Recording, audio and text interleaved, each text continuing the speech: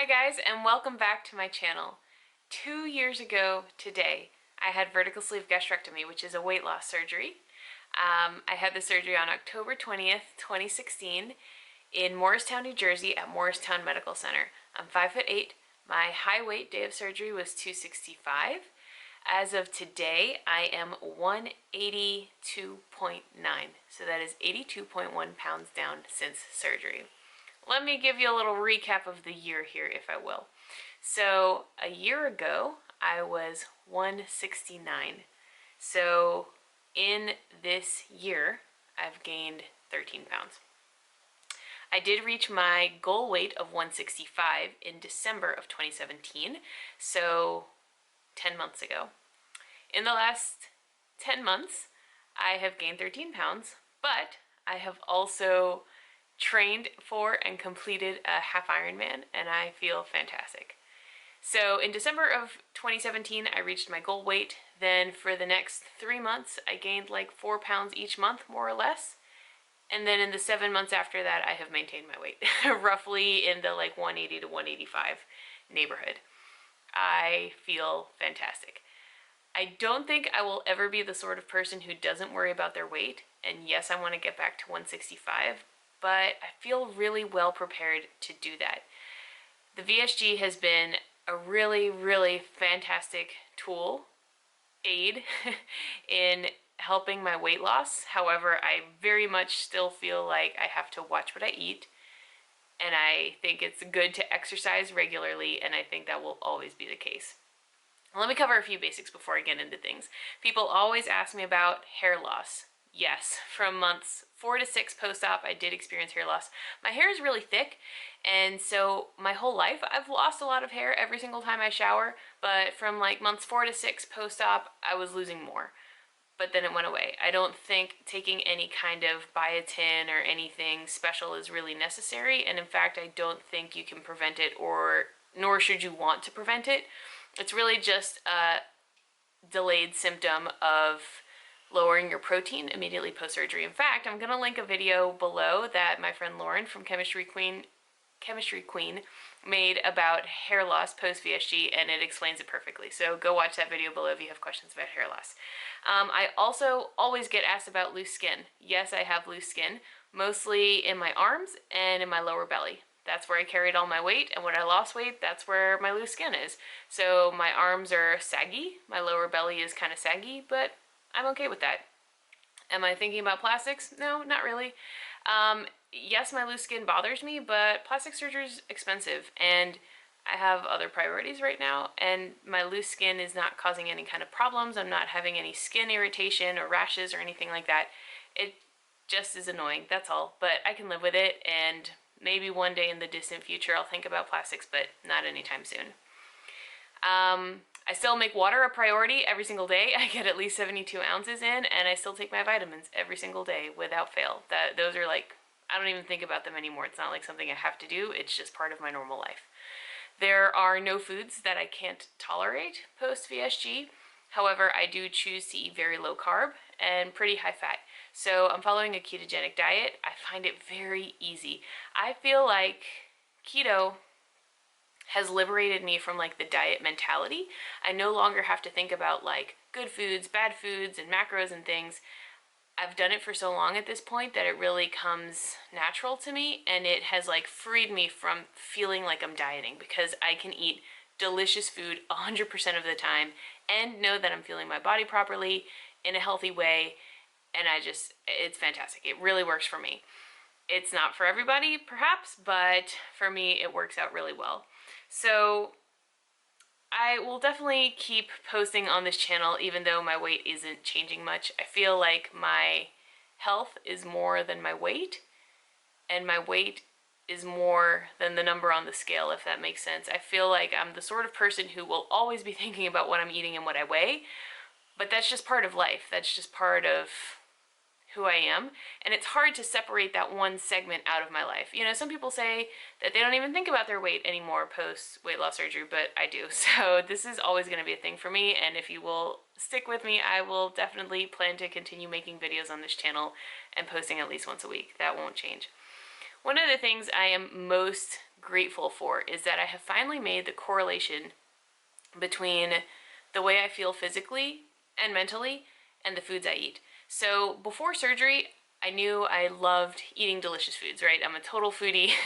I I love delicious foods, and that has not changed. However, before surgery, I didn't realize that the foods I ate affected me physically in like the way that I felt, and that might sound silly, but now I can tell when I'm feeling gassy or bloated or sluggish or low energy or high energy. I've been able to make those correlations with the foods that I'm eating, and I'm really, really grateful for that because honestly, in terms of pouch restriction, I mean, I do feel restriction. I feel like I get full really quickly, but I also feel like that passes very quickly. So within 30 minutes or less, that feeling of fullness has gone away. So I don't really rely on the pouch for restriction anymore, honestly. I mean, I do eat much smaller portions than I used to before, but I know that my problem pre weight loss surgery was portion control, not necessarily eating bad foods. I mean, I was eating bad foods, but the issue for me was really like I was eating like huge portions, and now portion control is much easier for me. But what I'm grateful for, like I said, is that I have made the correlation between between the foods I eat and how they make me feel. When I know that I'm eating well, I know that I have like mental focus, I'm physically feeling great, energized, and I love that feeling. I love that feeling so much so that I don't ever want to lose it. And so I know that if I eat poorly, if I eat like some bread, I'm gonna feel gross, and I don't want that. So I can eat bread, absolutely. I can eat whatever I want, and that's awesome. But I usually choose not to eat things that are very carby because they make me feel kind of gross. So as far as food goes, I feel like I have a really great understanding of how food impacts me, and that is why I think this weight loss will last for the long term, because I no longer really feel like I'm dieting. Like I said, I feel like I've finally gotten out of the diet mentality. I feel like I am excited to put the right foods in my body, and I want to do that all the time. So that is a huge change for me. I've also, I'm not concerned about regain.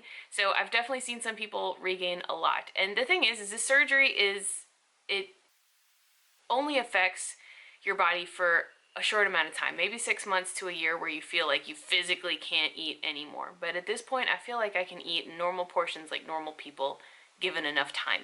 So, I can't eat much all at once, but you could eat the wrong foods all day long. I still have to think about what I'm eating, and I'm okay with that. But I feel fortunate that I have a strong body that does gain weight quickly, such that I'm always conscious of my health. And I think that's kind of a blessing in disguise. I have seen, like I said, I've seen some people regain. I'm aware that I'm 13 pounds up from where I was a year ago.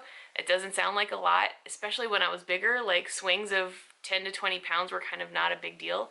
But now that I'm not as big, it's more noticeable on my body for sure. I'm wearing size medium top, size 8 pants, and I reached that about a year ago, I guess, and that hasn't really changed. So even though I've gained a little bit of weight, my smaller clothes all still fit.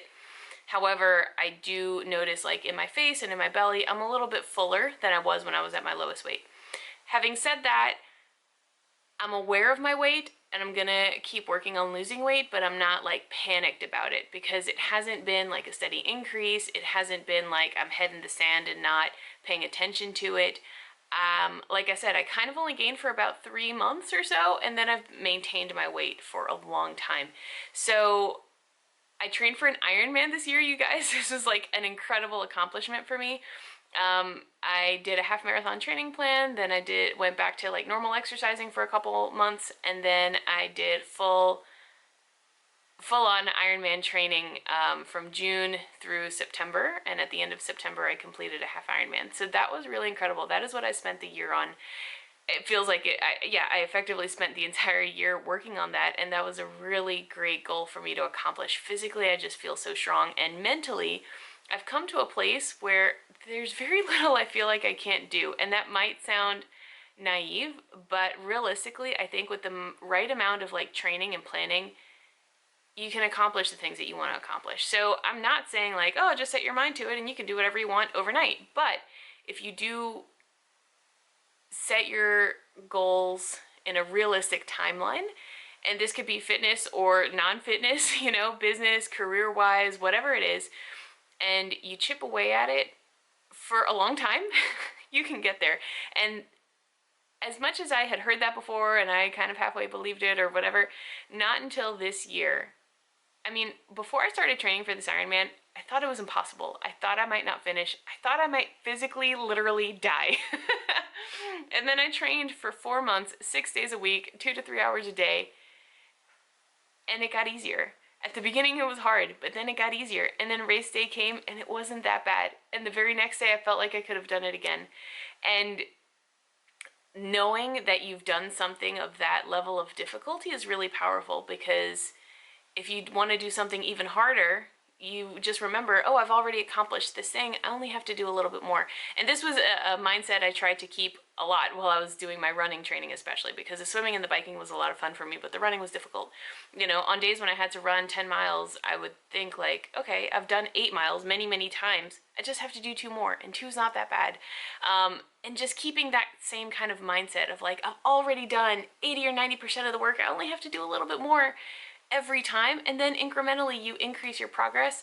That is a really powerful thing, having so much achieved under your belt. And that goes for me, but also for you. If you've lost weight, if you've done well in your career, if you've improved on your fitness goals, just keep that in mind. All that you've accomplished so far is motivation and encouragement, and it's like it's yours already. You've got it under your belt. And if you just think of life and your goals in little bitty increments instead of like this huge massive thing, you can do it. So that is what I have learned this year. It has been an incredible 2 years. Thank you guys so much for following me and supporting me. And I have made so many friendships in this community that I never imagined. The friendships and connections that I've made in this community through YouTube and on Instagram have been the biggest surprise and blessing. And I am so thankful for each and every one of you. I read all of your comments, and I'm just so happy to be sharing my story as part of the like greater narrative that is weight loss and weight loss surgery. It's a crazy ride, you guys, and if you've gone through it, you know that emotionally it can be really tough. Oh, I meant to say the only one like physical downside to all of this is that my periods have been really wonky since surgery. So like before weight loss surgery, my periods were extremely regular, like 2 days tops, right on schedule. Since then, none of my periods have been regular. I've been long, I've been short, I've been, late and early, and I'm working closely with my gynecologist to get that figured out, but that's kind of the only downside.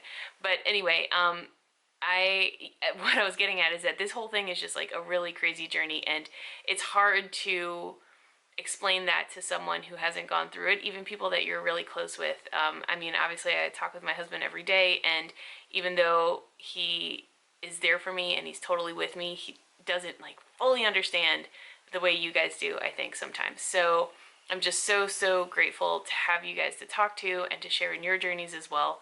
So thank you for being a part of this with me, and if you have any questions, please leave them below. If not, I'll talk to you soon.